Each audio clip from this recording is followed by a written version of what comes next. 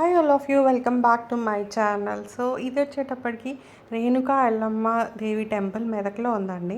So అక్కడైతే ఈ మాఘమాసంలో అంటే శివరాత్రికి ముందు అక్కడ బోనాలు అనేవి అయితే చేస్తారనమాట. చాలా పెద్ద పండగ చేస్తారు.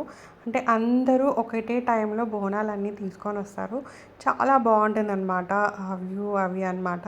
అండ్ ఇంకోటి ఏంటంటే ఇక్కడ నాన్ వెజ్ అసలు ఉండదు, ఖచ్చితంగా వెజ్జే పెడతారు. సో కోడిని కోయడం అలాంటివి అయితే ఏమి ఉండవు. దిస్ ఇస్ ఎ టెంపుల్ అనమాట, చాలా బాగుంటుంది. అండ్ ఇలా బోనాలు అంటే ఇంటికి ఒక 2 అలా ఉంటాయి, ఎవరు ఎలా మొక్కుకుంటే అలా అనమాట. సో 2 బోనాలు అంటే జంట బోనాలు అంటారు కదా, సో అలా అయితే తీస్తారు. అమ్మవారు అయితే ఇలా ఉంటుంది. చాలా అంటే చాలా బాగుంటుంది టెంపుల్. అండ్ ఇలా పెట్టి శాఖ పెడతాం కదా, సో అలా పెట్టి మనం ఫస్ట్ ఇంట్లో బోనం చేసిన తర్వాత బ్యాండ్ తోటి ఇంకా అందరూ వస్తారనమాట. సో అందరూ కలిపి ఒకటేసారి టెంపుల్కి వెళ్తారు. అంటే కొంచెం లోపల అవుట్స్కట్స్ లాగా ఉంటుంది. సో అక్కడి నుంచి మనకి టెంపుల్కి వెళ్ళడానికి దాదాపు ఒక 5 కిలోమీటర్స్ అలా ఉంటుంది.